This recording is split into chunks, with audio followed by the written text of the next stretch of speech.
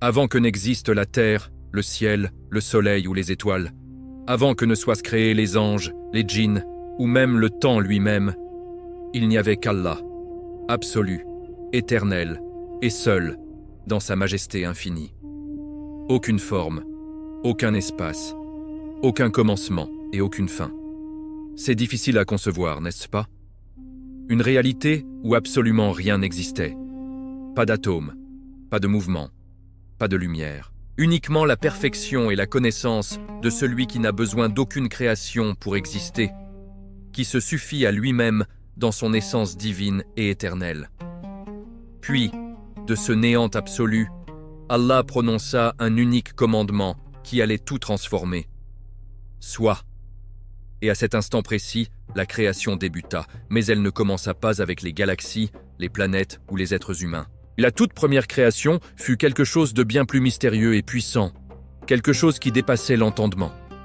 La plume. Allah créa la plume et lui ordonna d'écrire. Elle demanda avec humilité, « Que dois-je écrire, ô Seigneur ?»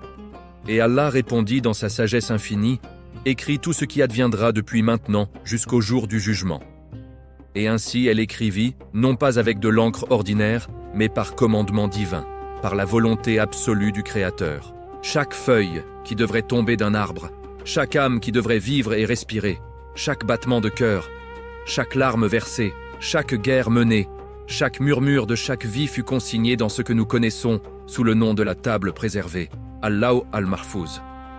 Cette tablette contient l'intégralité du destin de toute la création, depuis le début jusqu'à la fin des temps.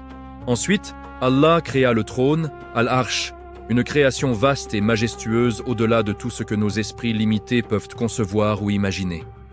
Il fut élevé au-dessus des eaux infinies et éternelles. Sous lui, la première version de la terre attendait dans un silence absolu, entièrement recouverte d'eau, sans vie et parfaitement immobile. Cette phase de la création est mentionnée dans le noble Coran, dans la sourate Hud, où Allah déclare « Et son trône était sur l'eau ». À partir de ce point fondamental, les cieux et la terre furent façonnés à travers 6 phases distinctes et mesurées. L'architecture divine de l'univers était en train d'être soigneusement et parfaitement modelée. Non pas par hasard, non pas par le chaos aveugle, mais par volonté et sagesse suprême. Ce n'était pas le fruit du hasard, d'explosions aléatoires ou d'accidents cosmiques. C'était une création mesurée, délibérée et intentionnelle, guidée par une connaissance qui transcende toute compréhension humaine. Et pourtant, à ce stade, il n'y avait toujours pas d'êtres humains. Pas d'Adam, pas d'Ève, pas de descendants d'Adam sur cette terre. Mais même avant leur existence, un monde différent prenait forme graduellement. Un monde qui serait bientôt gouverné par une création mystérieuse, différente de tout ce qui avait été vu auparavant dans l'univers. Mais eux aussi échoueraient dans leur mission. Et de leur échec retentissant, l'histoire de l'humanité allait commencer son long parcours. Avant qu'Adam ne pose son pied sur la terre pour la première fois, le monde avait déjà été habité par une autre espèce intelligente et consciente, les djinns. Ils furent créés à partir d'un feu sans fumée, d'une flamme ardente et purifiée, différents dans leur forme et leur substance, à la fois des anges et des humains. Ils n'étaient pas liés à l'obéissance absolue comme le sont les anges, ni ignorants comme le sont les animaux dépourvus de raison. Les djinns possédaient le libre arbitre, l'intelligence, des communautés structurées et une civilisation développée. Ils pouvaient choisir entre la vérité et la rébellion, exactement comme nous le faisons aujourd'hui. Selon de nombreux érudits des premières générations de l'islam, les djinns existèrent sur Terre des milliers d'années avant l'humanité, peut-être même des dizaines de milliers d'années. Ils vécurent dans des terres étendues et vastes, bâtirent des empires florissants et se répandirent à travers toute la surface de la Terre, comme les humains le feraient un jour après eux. Mais au lieu de la gratitude envers leur Créateur, l'arrogance grandit parmi eux comme une maladie insidieuse. Le monde qui était autrefois paisible et harmonieux commença à se noyer dans la corruption, l'effusion de sang et le chaos total. Les djinns se rebellèrent contre la loi divine, menèrent des guerres sanglantes entre eux et répandirent les ténèbres sur toute la terre. Allah, dans sa justice parfaite et inébranlable, ne resta pas silencieux face à cette transgression. Il envoya un bataillon d'anges puissants pour rétablir l'ordre et la justice. Ce qui suivit fut une guerre puissante et terrifiante. Une guerre qui fracassa des montagnes entières et calcina des vallées.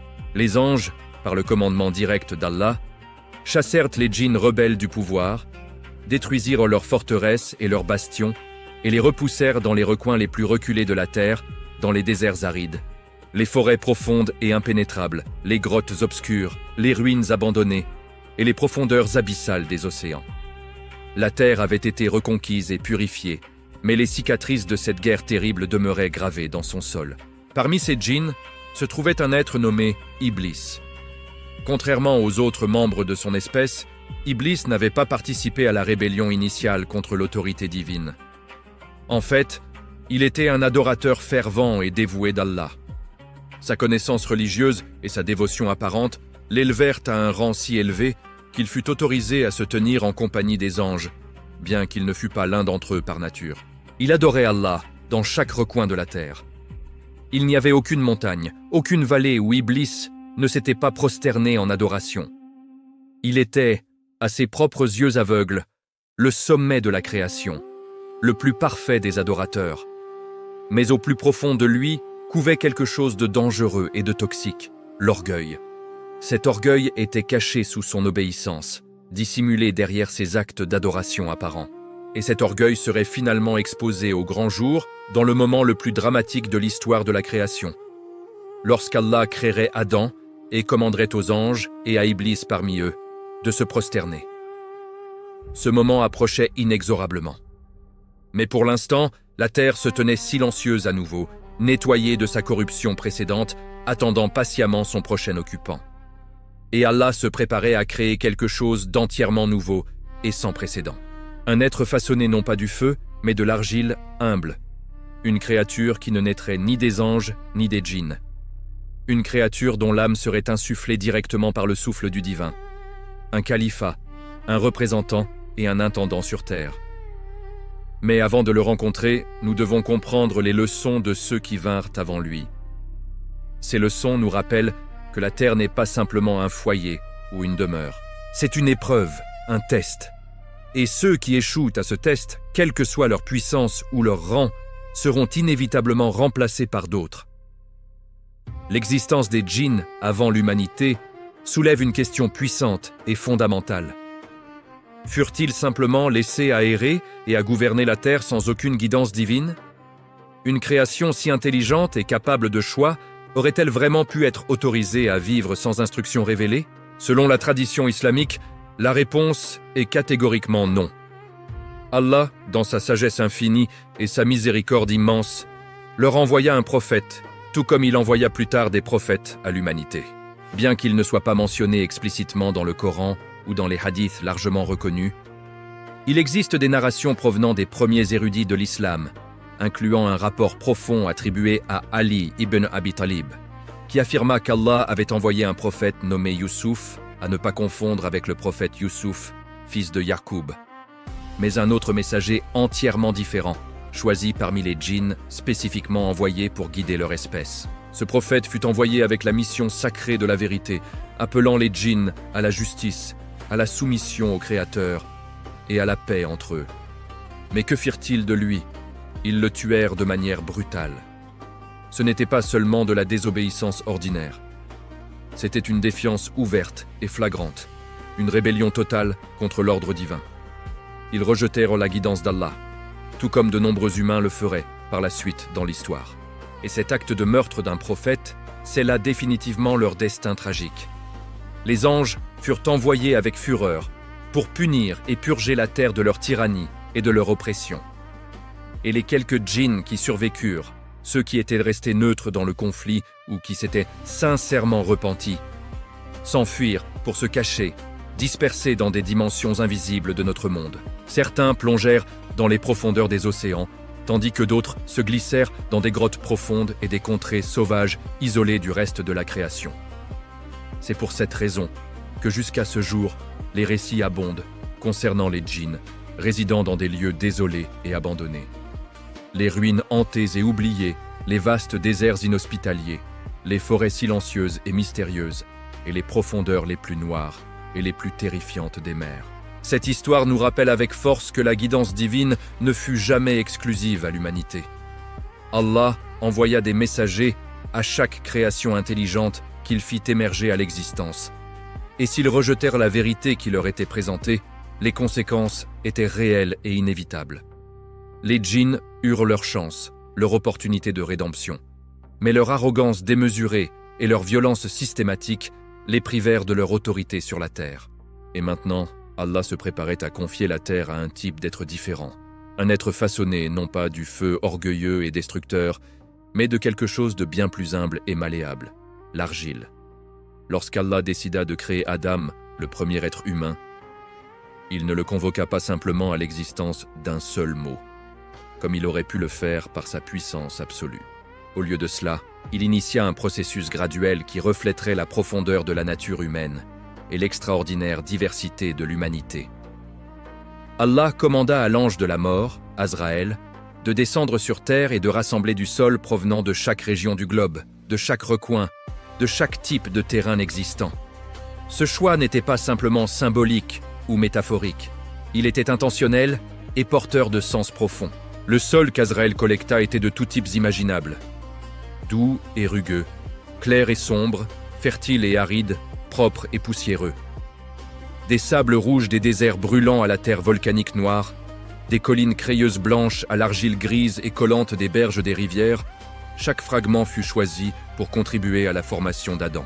Ce choix divin explique pourquoi les êtres humains viennent en différentes couleurs de peau, parlent différentes langues, possèdent différentes personnalités et tempéraments variés. Certains sont doux, comme l'argile molle et malléable. D'autres sont tranchants et difficiles, comme la roche cassante. Certains sont calmes et froids, comme le sol ombragé, tandis que d'autres sont colériques et impulsifs, comme la terre brûlée par le soleil ardent. Nous ne sommes pas seulement biologiquement divers. Nous sommes spirituellement et émotionnellement façonnés à partir de la variété même de la planète que nous avons été créés pour habiter et cultiver. Mais la tâche de rassembler ce sol ne fut pas si simple ni directe. Avant qu'Azraël ne soit envoyé pour cette mission cruciale, Allah avait commandé à d'autres anges illustres de collecter le sol un après l'autre. Gabriel, Jibril, Mikaïl, Michaël et Israfil, Raphaël, chacun leur tour. Pourtant, à chaque tentative, la terre supplia avec émotion. « Ô ange d'Allah, ne prends rien de moi. Cette création portera le péché, mènera des guerres sanglantes et causera l'effusion de sang. Je ne veux pas faire partie de cela, je ne veux pas être complice de cette souffrance. » Par compassion, ou peut-être par hésitation devant cette supplication bouleversante, chacun de ces nobles anges retourna les mains vides vers les cieux, incapable d'accomplir la mission. Mais lorsqu'Azraël vint à son tour, il déclara avec fermeté et résolution « Je suis commandé par celui que tu crains et que tu dois craindre. Je dois accomplir sa volonté, quelles que soient les conséquences. » Et ainsi, il prit le sol malgré ses protestations. Ce fut cette obéissance absolue face à la peur et à la résistance qui valut à Azraël son devoir éternel, l'honneur immense et le fardeau pesant de récupérer les âmes à la fin de chaque vie jusqu'au jour du jugement dernier. De ce sol rassemblé avec tant de soin, Allah façonna la forme d'Adam, non pas instantanément vivante, mais un corps modelé à partir d'argile pure. Cette forme fut laissée au repos, et pendant un certain temps, elle demeura étendue dans le silence, aux portes du paradis. Les anges l'observèrent avec émerveillement et curiosité intense. Qu'était donc cet être étrange? Pourquoi Allah l'avait-il créé sous cette forme particulière? Ils connaissaient l'histoire des djinns et leur corruption dévastatrice. Ils demandèrent à Allah, non pas par défiance ou rébellion, mais avec une humilité sincère. « Vas-tu placer sur la terre quelqu'un qui y sèmera la corruption et y répandra le sang, alors que nous te glorifions et te sanctifions constamment ?» Et Allah répondit par des mots qui résonnent à travers les âges et l'éternité. « Je sais ce que vous ne savez pas. » Puis vint le moment le plus grandiose et le plus sublime de l'histoire de la création. Allah insuffla son esprit dans Adam, lui donnant la vie véritable. Alors que l'âme pénétrait progressivement le corps, elle voyagea de la tête jusqu'aux orteils. Lorsqu'elle atteignit le nez, Adam éternua spontanément et instinctivement prononça « Alhamdulillah, toute louange appartient à Allah ».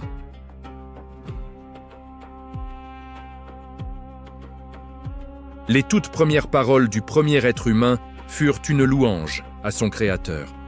Et son premier souffle reçut la miséricorde divine en retour, établissant ainsi le lien éternel entre le Créateur et sa création.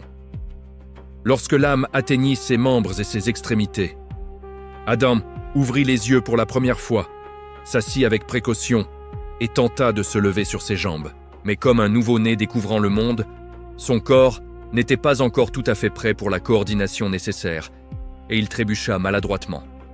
Cet acte, ce moment précis, fut le commencement du voyage de l'humanité. Tomber, se relever, apprendre de ses erreurs et être pardonné par la miséricorde infinie.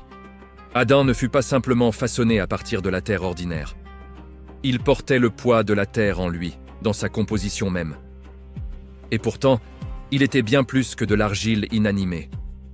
Il fut honoré avec l'intellect et la raison, avec la parole et le langage, avec la connaissance et la sagesse, et avec le souffle du divin lui-même. En lui résidait à la fois la faiblesse inhérente à la condition terrestre et le potentiel immense de grandeur, la fragilité du corps et la force de l'esprit. Et bien qu'il n'eût pas encore marché sur la terre de ses propres pieds, son histoire avait déjà commencé à façonner le destin de toute la création à venir.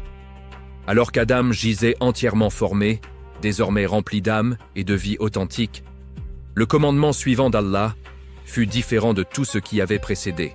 Il n'était pas dirigé vers Adam, mais vers les anges qui avaient observé tout le processus de création se dérouler avec un émerveillement profond et une curiosité sans limite. Allah leur commanda solennellement « Prosternez-vous devant Adam ». Cette prosternation, cette soujoute, n'était pas une prosternation d'adoration, car l'adoration n'appartient qu'à Allah seul. C'était un acte d'honneur et de respect, un acte de reconnaissance du fait qu'Adam avait été choisi, honoré et distingué par Allah lui-même parmi toutes les créations. Chaque ange, du rang le plus élevé au rang le plus bas, obéit immédiatement au commandement divin sans la moindre hésitation. Pas un seul n'hésita dans son obéissance, à l'exception d'un seul être présent parmi eux, Iblis. Il se tint à l'écart, refusant catégoriquement de s'incliner, son cœur gonflé d'arrogance démesurée et de rébellion ouverte. Allah lui demanda avec autorité « Qu'est-ce qui t'a empêché de te prosterner devant ce que j'ai créé de mes propres mains ?» Iblis répondit avec un orgueil glaçant et une arrogance qui allait sceller son destin éternel. « Je suis meilleur que lui. Tu m'as créé à partir du feu, et tu l'as créé à partir de l'argile. » Le feu, dans son esprit corrompu, était supérieur à l'argile humble. Ce moment unique de refus, cette seule graine d'arrogance plantée dans son cœur, anéantit tout le statut qu'Iblis avait autrefois détenu avec fierté. Bien qu'il eût adoré Allah pendant des siècles, peut-être même à travers chaque niveau des 7 cieux, son cœur avait été corrompu par son sentiment de supériorité intrinsèque. Le feu peut s'élever majestueusement et briller avec éclat, mais il ne peut pas porter le poids de l'humilité véritable, comme l'argile peut le faire avec soumission. Allah, dans sa justice infinie et parfaite, chassa Iblis de la miséricorde divine. Maudit et expulsé des rangs des bien-aimés, Iblis ne demanda pas pardon pour son péché. Au lieu de cela, consumé par la haine et le désir de vengeance, il formula un vœu terrible et sinistre. « Accorde-moi un délai jusqu'au jour du jugement, et je les égarerai tous. J'attaquerai les descendants d'Adam de devant et de derrière, de leur droite et de leur gauche. Tu trouveras la plupart d'entre eux ingrats et rebelles envers toi. » Et Allah, dans sa sagesse qui dépasse toute compréhension, lui accorda ce délai demandé, non pas par sympathie ou faiblesse, mais comme une épreuve supplémentaire pour l'humanité, un test de leur foi et de leur résistance. Mais il donna également une promesse ferme et irrévocable. « En vérité, sur mes serviteurs sincères et dévoués, tu n'auras aucune autorité ni aucun pouvoir. » Ainsi commença la lutte éternelle entre la vérité lumineuse et la tromperie obscure, entre les enfants d'Adam et le mal insidieux murmuré par Iblis dans les cœurs. Ce n'était pas un mythe fantaisiste ou un conte pour enfants naïfs. C'était la première déclaration de guerre dans le royaume invisible, une bataille spirituelle qui résonnerait à travers chaque génération successive, chaque ère de l'humanité, chaque âme individuelle, jusqu'à la fin des temps. Pendant qu'Iblis complotait sa vengeance amère, Adam fut placé dans la Jannah, le paradis, un foyer de beauté inimaginable et de splendeur indescriptible. Des rivières qui coulaient sans fin, avec une eau plus pure que le cristal, des fruits qui ne se gâtaient jamais et dont le goût surpassait toute imagination, une paix qui ne connaissait aucune tristesse ni aucun chagrin, et une compagne créée spécialement pour lui dans une harmonie parfaite. Hawa, Ève en français, fut créée à partir de lui, non pas comme un symbole de faiblesse ou d'infériorité, mais de proximité intime, de compagnonnage indéfectible et d'amour pur et véritable. Dans le paradis, ils reçurent la liberté totale, la paix absolue et une joie sans limite. Mais avec ces dons immenses venait un commandement unique et simple. Ne vous approchez pas d'un arbre spécifique. C'était une épreuve, non pas de leur intelligence ou de leurs capacités intellectuelles, mais de leur obéissance et de leur soumission au commandement divin. Et comme toutes les épreuves véritables, elle allait révéler la réalité profonde du cœur humain. Iblis, désormais entièrement consumé par la vengeance et la haine, trouva son chemin jusqu'à eux dans le paradis. Il ne se précipita pas stupidement. Il murmura patiemment et méthodiquement, plantant le doute insidieux dans leurs esprits, se déguisant en conseiller bienveillant, enrobant ses mensonges toxiques dans des flatteries séduisantes et des promesses trompeuses. Il leur dit avec une fausse sincérité « Voulez-vous que je vous montre l'arbre de l'éternité, un royaume qui ne connaîtra jamais de fin ?» Il leur fit croire, avec une ruse diabolique, que manger de cet arbre ne serait pas un acte de désobéissance condamnable, mais plutôt une voie vers l'élévation et l'empowerment spirituel. Hawa écouta ces murmures séduisants. Puis Adam la suivit dans cette erreur fatale. Ils goûtèrent aux fruits interdits, et à ce moment précis, tout changea radicalement. Leurs vêtements paradisiaques disparurent instantanément. La honte les submergea comme une vague dévastatrice. Ils coururent à travers le paradis, tentant désespérément de se couvrir avec des feuilles d'arbre. Mais il n'y a aucune fuite possible devant le regard omniscient d'Allah. La voix divine retentit avec une autorité qui fit trembler leur être. « Ne vous ai-je pas interdit cet arbre ? Ne vous ai-je pas dit qu'Iblis, Satan, était votre ennemi évident et déclaré ?» Adam et Hawa se retournèrent immédiatement vers leur Seigneur, leur cœur brisé par le remords profond et le regret sincère. Mais contrairement à Iblis dans son orgueil destructeur, ils ne tentèrent pas de justifier leur acte, ni de rejeter la faute sur autrui. Ils confessèrent de leurs péchés ouvertement et supplièrent avec des larmes sincères « Notre Seigneur, nous avons été injustes envers nous-mêmes.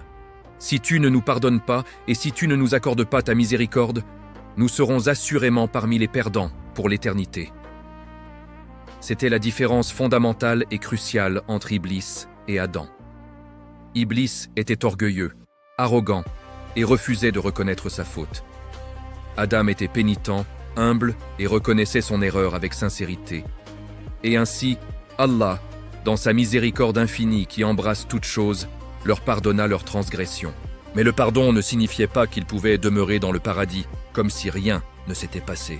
Leur nouveau voyage devait commencer sur la terre, non pas comme une punition cruelle ou une condamnation éternelle, mais comme une mission sacrée et un test divin. Allah déclara « Descendez tous de là, vous serez ennemis les uns des autres, et sur la terre, vous aurez une demeure et une jouissance pour un temps déterminé. » Ainsi, Adam et Hawa furent envoyés sur terre, non pas ensemble au même endroit, mais dans différentes parties du monde, séparés l'un de l'autre. Selon la tradition islamique ancienne et bien établie, Adam descendit sur une montagne située au Sri Lanka, connue aujourd'hui sous le nom de Pic d'Adam, et Hawa atterrit près de Jeddah, dans la péninsule arabique. Le monde était vaste et leur séparation faisait partie intégrante de l'épreuve divine. Pendant des années qui leur semblèrent une éternité, ils errèrent sur la terre, prièrent avec ferveur et crièrent vers Allah pour obtenir guidance et réunification. Jusqu'à ce que, par l'immense miséricorde d'Allah qui entend toutes les supplications, ils furent réunis dans la plaine d'Arafat, près de la Mecque actuelle. Le nom Arafat lui-même signifie reconnaissance en arabe, car ce fut le lieu béni où ils se reconnurent mutuellement après une si longue séparation douloureuse. Ce fut leur réunion émotive, leur nouveau commencement sur cette terre d'épreuve. Adam, était désormais un prophète investi d'une mission divine. Il avait été enseigné les noms de toutes les choses existantes, honoré avec une sagesse immense et choisi comme le premier califat, le premier vicaire et représentant d'Allah sur terre. Il construisit la Kaaba sacrée avec la guidance directe de l'ange Gabriel, sur le lieu même à partir duquel la terre fut d'abord étendue lors de la création. Il fut instruit sur la manière d'adorer Allah correctement, comment chercher le pardon sincèrement, comment vivre une vie juste et équilibrée. Il enseigna à ses enfants à croire en l'unique Créateur sans lui associer aucun partenaire, à prier avec dévotion, à jeûner avec sincérité et à vivre dans la paix et l'harmonie.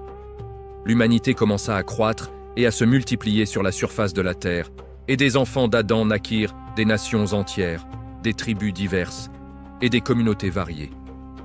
Mais même dans ces premières générations bénies par la proximité du premier prophète, l'épreuve continua inexorablement. 2 des fils d'Adam, Kabil, Caïn et Habil, Abel, furent commandés d'offrir un sacrifice à Allah, une offrande qui testerait la sincérité de leur foi et la pureté de leur intention. Habil, dans sa piété sincère et son cœur pur, offrit le meilleur de ce qu'il possédait. Un agneau parfait, gras et sans défaut, choisi avec soin et amour.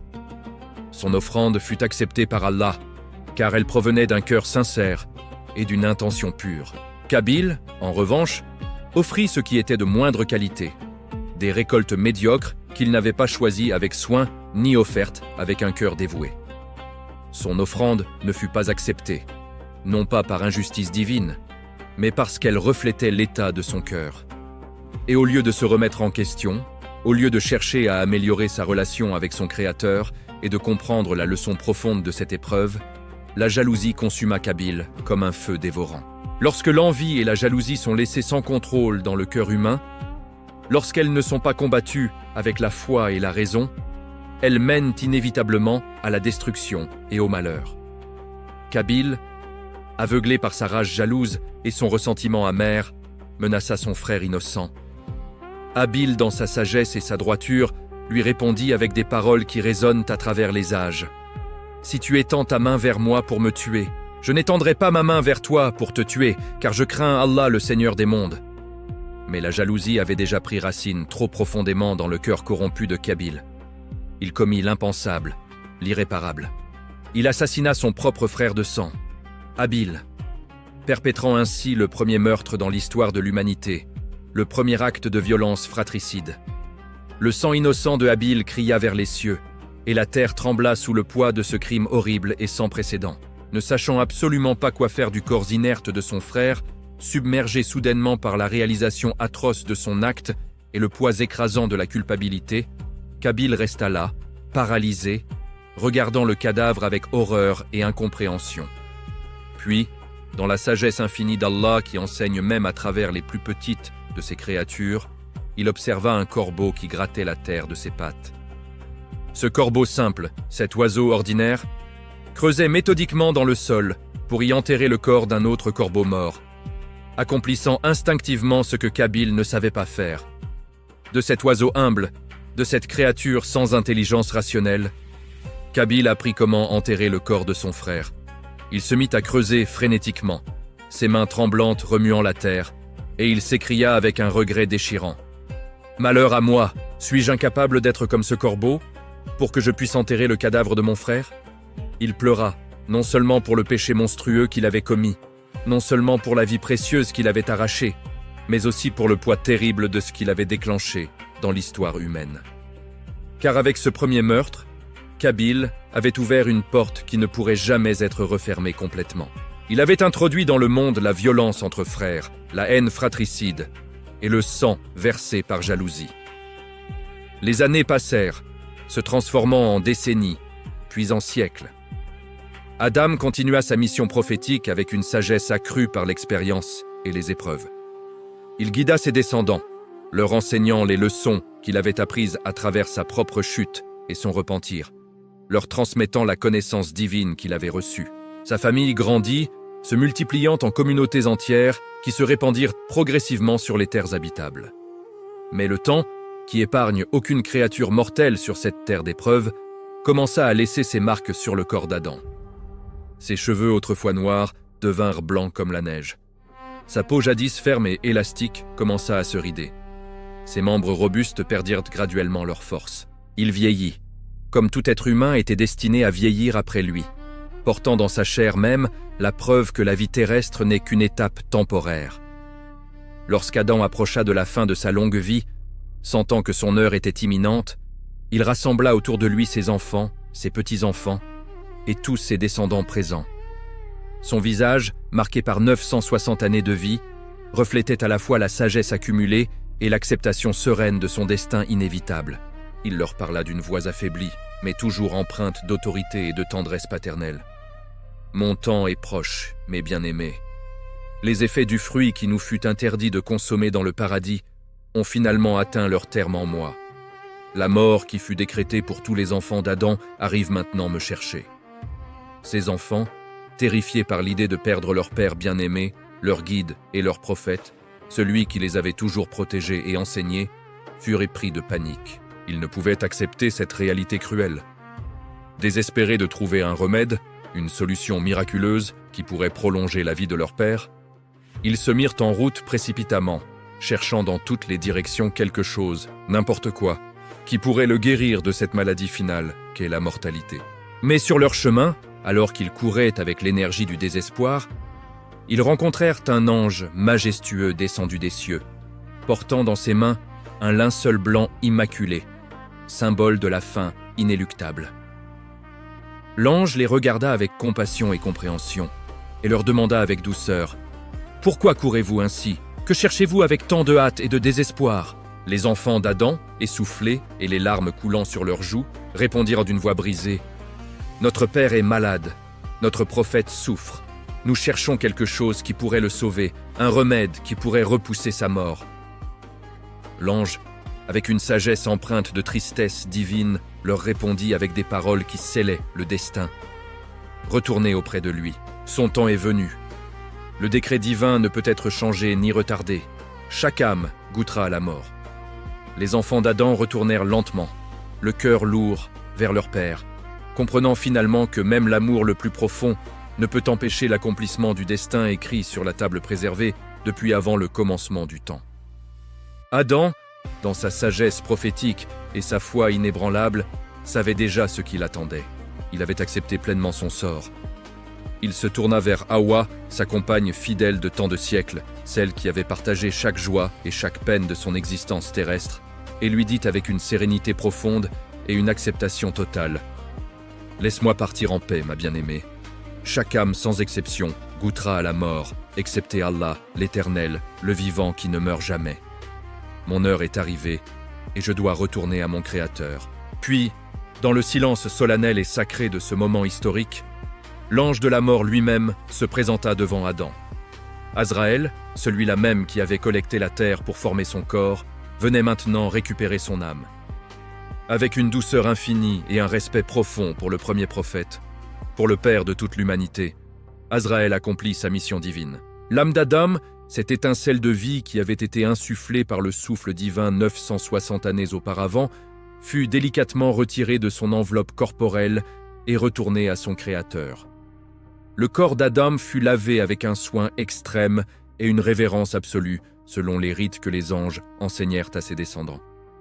Il fut enveloppé dans un linceul pur et blanc, symbolisant la pureté retrouvée de l'âme qui retourne à son origine. Et il fut enterré dans la terre même dont il avait été créé, accomplissant ainsi le cycle complet. De la terre, il était venu, et à la terre, il retournait en attendant la résurrection promise au jour du jugement. L'ange Gabriel Jibril descendit personnellement des cieux pour enseigner à Chit Seth, en français, l'un des fils pieux d'Adam, et son successeur désigné comme prophète après lui. Comment accomplir la prière funéraire? Comment honorer les morts?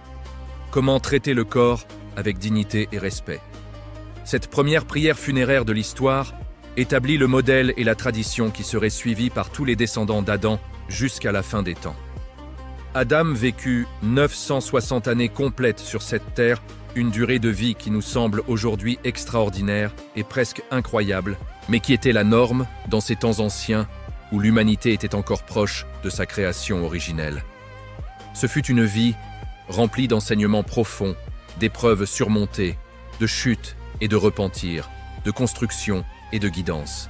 Ce fut une vie qui établit le modèle pour toute l'humanité qui suivrait. Sa mort ne marqua pas une fin, mais plutôt une continuation du plan divin. De son corps façonné à partir de l'argile humble de la terre, vinrent les générations innombrables qui se répandraient à travers chaque continent, exploreraient chaque vallée, graviraient chaque montagne, traverseraient chaque océan.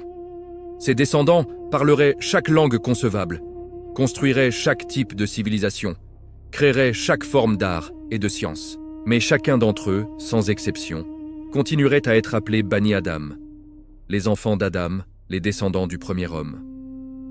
Son histoire est notre histoire, intimement liée à notre propre existence.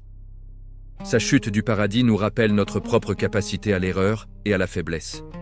Son repentir sincère nous enseigne que le retour vers Allah est toujours possible, peu importe la gravité du péché. Sa mission prophétique nous montre que chaque être humain a un but divin, une raison d'être sur cette terre.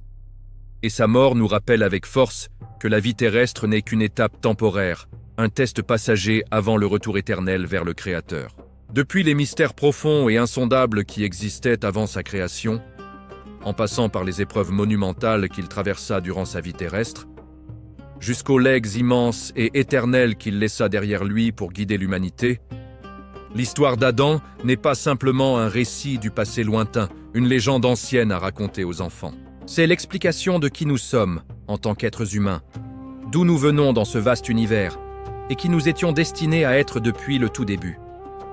Nous sommes une création née de l'argile humble de la terre, façonnée avec soin et intention par les mains divines, destinée à l'éternité dans l'au-delà. Et dans chacun de nous, sans exception, réside le souffle de quelque chose de divin. Cette étincelle sacrée qui nous élève au-dessus de toutes les autres créations terrestres. Nous portons en nous à la fois la faiblesse de l'argile et la noblesse de l'esprit insufflée par Allah. Nous sommes capables du pire comme du meilleur, de la chute comme de l'ascension, du péché comme du repentir. L'histoire d'Adam est un miroir dans lequel nous pouvons tous nous voir reflétés. Elle nous rappelle que l'orgueil mène à la chute, comme ce fut le cas pour Iblis.